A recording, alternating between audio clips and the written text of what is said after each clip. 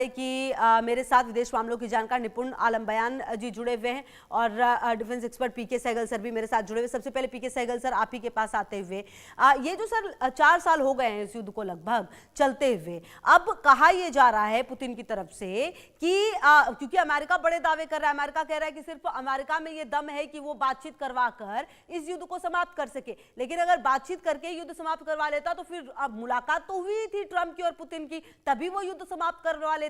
लेकिन अब जो दावे रूस की तरफ से किए जा रहे हैं, उन दावों में कितना दम है आने वाले समय में? सर, इस युद्ध में क्या परिस्थितियां और बदलती हुई नजर आ रही हैं आपको?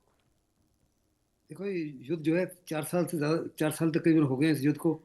इसमें किसी प्रकार का कोई शक नहीं कि सबसे बड़ी कोशिश कर रहे हैं आज अमेरिका, जो और उनके उनके प्रेसिडेंट, वो चाहते हैं कि जो इतने बड़े पैमाने पर नुकसान हो रहा है, इतनी जान जान जान जा रही है और माल का नुकसान हो रहा है, इसको रोका जाए और विश्व में शांति लाई जाए। उनकी तमाम कोशिशों के बावजूद किसी प्रकार की युद्ध को रोकने की संभावना एज ऑफ नाउ नजर नहीं आ रही, क्योंकि पुतिन जो है वो साफ तौर पे चाहते हैं कि पूरे यूक्रेन के ऊपर कब्जा करें। एटलीस्ट वो जो 4 प्रोविंसेस है जिन्होंने एक फर्जी रेफरेंडम के माध्यम से उन्होंने अपने साथ जोड़ा है, प्लस क्रिमिया, वो हर प्रकार से उनको दे दिया जाए। और जहाँ तक रशिया का ताल्लुक है, वास्तव में कम से 2022 के बाद में केवल 10 से 15% ही वो टेरिटरी जो उन्होंने क्लेम की है वास्तव में उन्होंने कैप्चर किया है। और बड़े पैमाने पर रशिया जो है यूक्रेन का पावर ग्रिड जो है उसको और इंफ्रास्ट्रक्चर को बर्बाद कर रहा है। उसी माफिक जो है यूक्रेन भी रशिया के पावर ग्रिड को, उनके उनके रिफाइनिंग कैपेबिलिटी को, उनके ऑयल ऑयल रिफाइनरीज को बर्बाद कर रहा है। दोनों ही देश एक दूसरे को काफी नुकसान पहुंचा रहे हैं। अगर आपको याद होगा, जब ये युद्ध स्टार्ट हुआ था तो मैंने कहा था रशिया ने बड़ी गलती की है, ये रशिया युद्ध जीत नहीं सकता और यूक्रेन को वेस्टर्न वर्ल्ड जो है युद्ध हारने नहीं देगी। आज भी मैं इसी को मेंटेन करता हूँ। रशिया अगर समझता है कि वो यूक्रेन को कब्जा कर लेगा, ये उसकी बहुत बड़ी भूल है। उसकी तमाम कोशिशों के बावजूद उसको उतनी बड़ी सक्सेस नहीं मिल रही जिस सक्सेस का वो दावा कर रहा है। अगर वास्तव में उतनी सक्सेस मिल गई होती तो कंप्लीट डॉनबास का एरिया जो है उसने कैप्चर कर लिया होता। साथ ही साथ पुतिन जो चाहते हैं, वो कहते हैं कि अगर युद्ध विराम हो भी जाता है तो जो सिक्योरिटी गारंटीज है उसमें किसी प्रकार से वो अमेरिका या नेटो के ट्रुप्स जो है, यूरोप के ट्रुप्स को नहीं चाहते यूक्रेन में। अगर रशिया और सॉरी अमेरिका और यूरोप के ट्रुप्स नहीं आएंगे तो कौन शायद दूसरे देश के ट्रुप्स आएंगे। हो सकता है शायद हिंदुस्तान या किसी और देश के ट्रुप्स ट्रुप्स आ जाएं। लेकिन साथ ही साथ वो कहते हैं कि जहाँ जेलेंस्की का ताल्लुक है, कहते हैं ही इज इलीगल प्रेसिडेंट। 1 साल से वो इलीगली मार्शल लॉ के माध्यम से जो जुटे हुए हैं, और वो कह रहे हैं अगर वो इलेक्शन आज कराना शुरू करे तो हम इलेक्शन के दौरान बमबारी बंद कर देंगे ताकि लोग आसानी से वोट कर सके। तो यानी दूसरे लफ्जों में वो जेलेंस्की से बात नहीं करना चाहते। जहां तक यूरोप का ताल्लुक है, यूरोप साफ तौर पे कहता है कि अगर यूक्रेन हार जाता है या यूक्रेन को हारने दिया जाता है तो रशिया जो है बहुत बड़े पैमाने पर खतरा बन जाएगा, खास करके हंगरी के लिए, मोल्दाविया के लिए, जो ईस्टर्न सोवियत यूनियन के साथ कंट्रीज थी उनके लिए, पोलैंड पोलैंड के लिए, और कुछ और देश जो है, जर्मनी वगैरह, जो बहुत बड़े पैमाने पर हर प्रकार से सहायता दे रहे हैं। और जब तक ये सहायता उनको मिलिट्री एंड इकोनॉमिक सहायता मिलती रहेगी, मुझे नहीं लगता कि यूक्रेन जो है अपने घुटने टेक देगा। अगर आपको याद होगा, शुरू में पुतिन की कोशिश थी और पुतिन का कहा जाना था कि विद इन 7 डेज रशिया जो है यूक्रेन को ठिकाने लगा देगा, वो सरेंडर कर देंगे और वो सत्ता की तब्दीली कर देंगे। ऐसा कुछ नहीं हुआ। अमेरिकन इंटेलिजेंस के मुताबिक ये युद्ध जो है, अगर इसको युद्ध विराम नहीं एक्सेप्ट होता रशिया का की तरफ से, तो अगले 5 से 10 साल तक ये युद्ध चल सकता है। और मैं इसमें एब्सोल्युटली कन्विंस्ड हूँ कि ये दोनों के लिए, दुनिया के लिए घातक है, दुनिया के लिए खतरा है। ग्लोबल वार्मिंग बहुत बड़े पैमाने पर बढ़ रही है, सप्लाई चेन डिसरप्ट हो रही है, रशिया की इकोनॉमी जो है और प्रेशर में आ गई है क्योंकि ऑयल प्राइसेस गिर रही हैं। और जो है बड़े पैमाने पर जो उनका शेडो फ्लीट है, जिसके माध्यम से वो ऑयल भेजते हैं दूसरे देशों में, उसके ऊपर भी उन्होंने कड़ी निगरानी रखनी शुरू कर दी है वेस्टर्न वर्ल्ड ने। और अमेरिका साफ तौर पे कह रहा है कि अगर रशिया ने 25 दिसंबर तक, उन्होंने क्रिसमस तक अगर कोई युद्ध विराम नहीं करते तो और सैंक्शन उनके ऊपर लगा सकते हैं। एज ऑफ नाउ यूरोप की तरफ से और अमेरिका की तरफ से 16,000 सैंक्शन लगी हुई है। उसके बावजूद जो है हर प्रकार से उसको चीन की सहायता है, उसको ईरान की सहायता है, उसको टर्क ये नॉर्थ कोरिया की सहायता है। और जहां तक यूक्रेन का ताल्लुक है, यूक्रेन को 31 देश है नेटो के अंदर, इंक्लूडिंग अमेरिका। उसमें से अमेरिका को छोड़ के 30 देश की तरफ से हर प्रकार की सहायता है। ऐसे में युद्ध जो है, मुझे नहीं लगता आसानी से रुकेगा। हिंदुस्तान ने बड़ी कोशिश की है, हमारे प्रधानमंत्री दोनों के साथ अच्छे ताल्लुकात हैं। बार बार उन्होंने पुतिन को कहा है कि आज के माहौल में लड़ाई जो है किसी भी मसले का हल नहीं है, आपको डायलॉग और डिस्कशन करना पड़ेगा। साथ ही साथ यूएन चार्टर के तहत किसी देश की सॉवरेनिटी और उनकी टेरिटोरियल इंटीग्रिटी को के ऊपर कब्जा करना जो है इलीगल है, और हिंदुस्तान उसका समर्थक नहीं है। इसी माफिक चीन की भी कोशिश है, तुर्की की भी कोशिश है, कुछ और देशों की भी कोशिश है, लेकिन मुझे नहीं लगता किसी प्रकार की कोई कोशिश सफल हो रही है, क्योंकि यूक्रेन जो है वो अपनी टेरिटरी को नहीं देना चाहता, और रशिया जो है हर प्रकार से वो टेरिटरी को लेना चाहता है। Back to you. आपके पास और आगे भी हम ये चर्चा करेंगे। निपुण आलम बयान जी भी अब मेरे साथ लगातार जुड़े हुए। निपुण आलम बयान जी, देखिए ये जो पूरी स्थिति नजर आ रही है आपको इस युद्ध में, जिस तरह से अमेरिका का बार बार बयान आना, रूस का ये कहना और यूरोप के देशों का डरना, ये कितना लाजमी है और कितना संभव है कि यूरोप पर अब हमले कर सकता है रूस?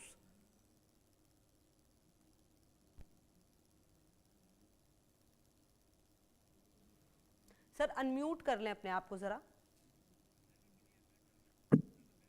हाँ खुशबू जी, अभी देखिए पीके सहगल जी ने पूरा एक तस्वीर जो थी इस पूरे वॉरफेयर की, उन्होंने बहुत स्पष्ट कर दी है।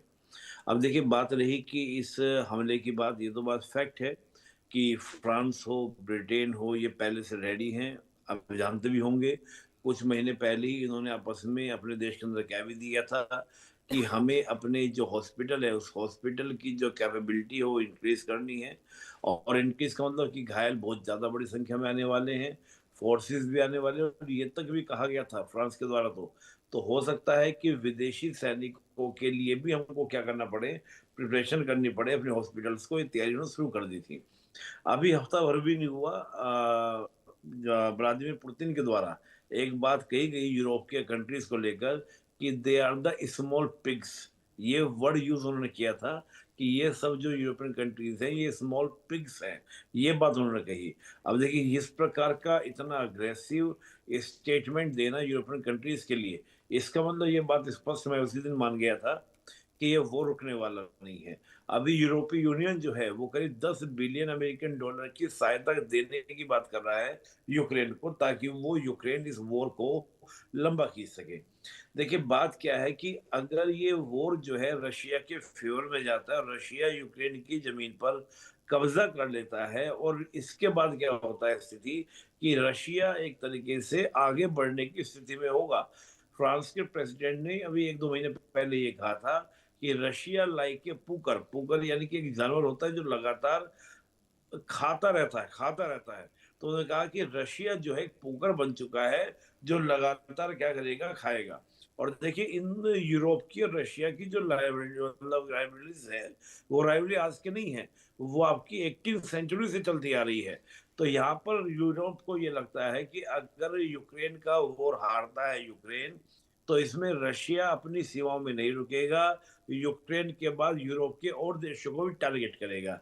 इस वजह से यूरोप चाहता है कि वॉर जो है वो यूक्रेन तक सीमित रहे, वो मदद करेंगे। और जब वो मदद करेंगे तो निश्चित रूप से रशिया के द्वारा भी हो सकता है कि यूरोप के देशों के ऊपर अटैक्स हो, ताकि यूरोपीय देशों के द्वारा जो यूक्रेन को मदद दी जा रही है वो कहीं ना कहीं रुके। और देखिए अमेरिका की सिंपल स्ट्रेटजी ये थी, अमेरिका चाहता था कि ये वो रुके। अमेरिका वो रोकना इसलिए नहीं चाहता कि वो love to the Russia. America चाहता है कि बहुत लंबा वॉरफेयर हो गया है, इस वॉरफेयर को रोका जाए ताकि अमेरिका चीन के ऊपर अपनी शिफ्टिंग कर सके। क्योंकि जिस प्रकार चीन ताइवान और जापान को धमका रहा है, तो कहीं ना कहीं अमेरिका को लगता है कि मेरा फोकस शिफ्ट होने का लाभ कहीं ऐसा ना हो चीन उठा ले जाए। तो उस तरह की सिचुएशन में मुझे लगता है कि ये वॉर, जो सहगल साहब ने कहा बिल्कुल सही बात कही, ये वॉर अभी मुझे नहीं लगता कि शांत होगा, बल्कि ये आगे और भी बढ़ता हुआ दिखाई दे रहा है। जी जी बिल्कुल, ठीक है। पीके सहगल सर, कहीं न कहीं ये जो युद्ध लगातार चल रहा है और ऐसे में उम्मीद ये की जा रही है कि शायद ये युद्ध अब रुक जाए, लेकिन हर उम्मीद को लगभग पानी फेरते हुए कम से कम पुतिन तो नज़र आ रहे हैं। और पुतिन का अब सीधा-सीधा ये कहना और यूरोपीय देशों का डरना, ये कितना वाजिब लग रहा है सर? क्या अब ऐसा संभव है कि रूस की तरफ से यूक्रेन पर तो हमले ही हो रहे हैं, यूरोपीय देशों पर भी होंगे, और यूरोप अब क्या सीधे-सीधे रूस को जवाब देगा, जो कि यूक्रेन के माध्यम से अब तक जवाब दे रहा था? देखो, अमेरिका की जबरदस्त कोशिश रही है। अगर आप देखो, पहले अमेरिका ने अलास्का में प्रेसिडेंट पुतिन से ट्रंप मिले, उसके बाद तकरीबन हर हफ्ते उनके उनके जो मार्क रूबियो और विटकॉफ जो है उधर जाते जाते रहे। रशिया रशिया के साथ बात कर रहे हैं, यूक्रेन के साथ बात कर रहे हैं, यूरोपियन यूनियन के साथ बात कर रहे हैं, नेटो के बाकी देशों के साथ बातचीत कर रहे हैं। अमेरिका बड़ी ज़बरदस्त कोशिश कर रहा है कि किसी ना किसी तरीके से इस युद्ध को रोका रोका जाए, क्योंकि ये पूरी दुनिया के लिए बहुत तबाही का, ग्लोबल वार्मिंग को और बढ़ावा हो रहा है, क्लाइमेट को बड़ा नुकसान हो रहा है, और पूरी की पूरी धरती को और पूरी दुनिया को नुकसान हो रहा है। सप्लाई चेन्स डिसरप्ट हुई हुई हैं। लेकिन उसके बावजूद पहले तो उन्होंने 28 पॉइंट पीस प्लान रखी थी, जिसको यूक्रेन ने और यूरोप ने रद्द कर दिया, क्योंकि उसमें बहुत बड़े पैमाने पर रशिया को हर प्रकार से सहूलतें मिलती थी, एंड जो पीस ट्रीटी थी वो कम्प्लीटली अगेंस्ट यूक्रेन। तो इसको ठुकराया वेस्टर्न वर्ल्ड ने और यूक्रेन ने।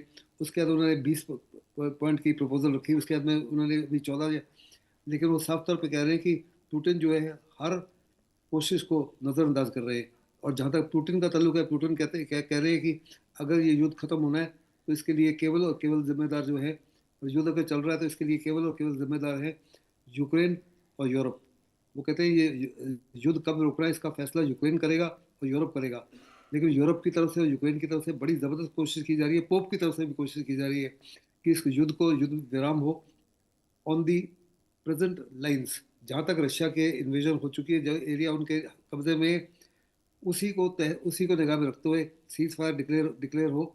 लेकिन यूक्रेन साफ तौर पे कहता है कि हम युद्ध समाप्त तब करेंगे जब हमको 100% सिक्योरिटी गारंटी है, something similar to article 5 of NATO. क्योंकि क्या क्या गारंटी है कि अगर युद्ध विराम हो जाता है और रशिया दोबारा हमला नहीं करेगा। क्योंकि अगर देखो, उसी माफी का युद्ध विराम तो हुआ है इसराइल और हमास के अंदर, इसराइल और लेबनान के अंदर, लेकिन इसराइल जो है हर दिन उसका उल्लंघन कर रहा है, हर दिन अपनी मनमानी कर रहा है। इसी माफी क्या गारंटी है कि रशिया भी इस माफी की अपनी मनमानी करेगा? और इस समय केवल और केवल जो है यूरोप कह रहा है कि हम अपने ट्रुप्स को तैनात करेंगे यूक्रेन में, ये तय करने के लिए कि रशिया की तरफ से कोई हमला ना हो। लेकिन रशिया किसी प्रकार से नेटो ट्रुप्स को वहां नहीं चाहता। फिर यूक्रेन ने साफ तौर पे भी कह दिया है कि हम किसी प्रकार से नेटो का हिस्सा नहीं बनेंगे, और नेटो ने भी कहा कि यूक्रेन को हम नेटो में शामिल नहीं करेंगे। युद्ध का स्टार्ट पॉइंट यही था कि यूक्रेन नेटो में जाना चाहता था और रशिया उसके विरुद्ध था, क्योंकि रशिया साफ तौर पे जानता था कि अगर नेटो में यूक्रेन चला जाए तो जो नेटो और रशिया का जो बॉर्डर है जी। ऑलमोस्ट डबल्स, और उनको बहुत ज़्यादा नुकसान हो सकता है। पहले तो ईस्टवर्ड एक्सपेंशन जो है नेटो का, उसी से बड़ा खतरा था, क्योंकि जो 13 देश थे सोवियत यूनियन के जो अलग हुए, उन सब में नेटो आ गया है। वो सारे के सारे नेटो के साथ जुड़ गए। पहले 14 थे, अभी तकरीबन 27-28 हो गए हैं।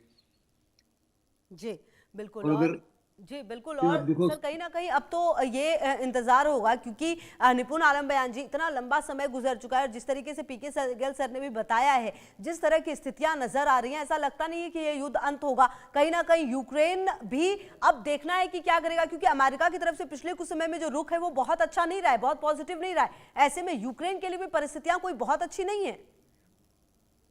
नहीं, देखिए, यूक्रेन तो सबसे ज्यादा इसमें क्या हो रहा है कि यूक्रेन का लॉसेस हो रहे हैं, चाहे उसकी जमीन को जाने की बात हो रही है या उसके लोग मारे जा रहे हैं, उसके पास सोल्जर्स की भी कमी है। और आप देखिए अमेरिका ने क्या किया, अमेरिका ने अगर मदद की तो उसके बदले उसके रेयर अर्थ मिनरल्स को ले लिया है। लेकिन यूक्रेन के साथ जो प्लस पॉइंट वो क्या हो रहा है, प्लस पॉइंट ये हो रहा है कि यूक्रेन के साथ फाइट करने के लिए यूरोप तैयार है, क्योंकि यूरोप ये मान रहा है कि यूक्रेन का हारना या यूक्रेन का खत्म होना वो अगली दावत होगी किसको, यूरोप को। तो हमको अगर रशिया को बढ़ने से रोकना है तो वो यूक्रेन में ही रोकना है, और कोई तरीका उसको नहीं है रोकने का। तो वो यूक्रेन के लिए हर तरीके से मदद करने को तैयार है। देखिए, अगर यूरोप साथ ना हो, अमेरिका साथ ना होता, तो क्या यूक्रेन वाक़ई में इतनी वॉर लड़ पाता? बिल्कुल भी नहीं। यूक्रेन में इस प्रकार की वॉर को लड़ने की कैपेबिलिटी ना होती। इस वॉर को लड़ने की जो कैपेबिलिटी आई है यूक्रेन के अंदर, वो केवल इसलिए आई है क्योंकि उसको अमेरिका, यूरोप ने मदद की। आज अमेरिका मना कर रहा है क्योंकि वो अपने इंटरेस्ट देख रहा है, लेकिन यूरोप का तो प्राइमरी इंटरेस्ट है यूक्रेन को मदद करना। क्यों? यूक्रेन अगर सरेंडर करता है या रशिया कब्जे में जाता है, तो रशिया की जो सीमाएं हैं वो यूरोप के अन्य देशों की ओर आ जाएंगी। तो यूरोप भी अपनी स्वतंत्रता को लेकर या अपने भविष्य की चिंताओं को लेकर क्या कर रहे हैं? यूक्रेन की मदद कर रहे हैं। पर निश्चित रूप से सबसे ज्यादा जो लॉस उठाना पड़ा है वो यूक्रेन को उठाना पड़ा है, चाहे वो इसी बीच एक जनता अहम का जानकारी आ हो। रही है, वो अपने दर्शकों को दे दें। और रूस और यूरोप के बीच जो टकराव है वो बढ़ गया है। रूस ने यूरोप पर डकैती का आरोप लगाया है। संपत्ति फ्रीज करने पर ईयू पर भड़के हैं पुतिन। यूरोपीय यूनियन फेल हो गया, ये बात पुतिन की तरफ से कही जा रही है। रूस पर वेस्ट के बैन का असर नहीं है, ये बात भी पुतिन कह रहे हैं। तो आपको बता दें कि इसी बीच एक और बड़ी खबर रूस यूक्रेन युद्ध से जुड़ी हुई। राष्ट्रपति पुतिन का यूक्रेन पर बड़ा बयान सामने आया है। यूक्रेन फ्रंटलाइन पर रूसी सेना का दबदबा है। यूक्रेनी सेना हर मोर्चे पर पीछे हट रही है, दुश्मन को भारी नुकसान पहुंचा है। तो पुतिन के ये तमाम दावे किए जा रहे हैं। जी निपुण आलम बयान जी, अपनी बात भी पूरी करिए। और लगातार पुतिन ये कह रहे हैं कि दुश्मनों को भारी नुकसान पहुंचा है। काफी कॉन्फिडेंट नजर आते हुए पुतिन, जो कि शुरुआत से ही नजर आ रहे हैं। नहीं, देखिए, निश्चित रूप से देखिए रशिया के साथ तो प्रॉब्लम है। रशिया को लगता है कि अगर यूक्रेन जो है वो नाटो या ईयू का पार्ट बन जाता है, तो ये दोनों वेस्ट ब्लॉक मिलकर, चाहे वो अमेरिका, यूरोप, वो कहीं न कहीं रशिया के इकोनॉमिकल और स्ट्रेटेजिक इंटरेस्ट को ब्लॉक करेंगे, रोकेंगे। तो रशिया के सामने तो अपनी समस्याओं को लेकर, अपने इंटरेस्ट को लेकर समस्या है। तो रशिया तो इस वॉर को लड़ेगा, रशिया इसी बात को कहेगा। और निश्चित रूप से देखिए, जिस प्रकार से बढ़त जो है वो रशिया ने बढ़ाई है, इसमें तो दो राय नहीं है। और हाल के दिनों में भी लगातार रशिया जो है वो अपना बढ़त बना ही रहा है इस वॉर के अंदर। और यही वजह है कि रशिया जो है वो अपनी शर्तों पे चाहता है कि बातचीत हो, अपनी शर्तों पे वॉर, मतलब वॉर का विराम हो या पीस पीस शांति पीस हो। बहुत शुक्रिया आप दोनों का हमारे साथ जुड़ने के लिए। तो देखिए, ये पूरा मुद्दा लगातार आगे बढ़ा है। बहरहाल देखना यह है कि रूस यूक्रेन की ये जंग आखिरकार कब जाकर रुकेगी। तमाम खबरों पर नजर आप रहिए हमारे साथ, देखते रहिए इंडिया न्यूज।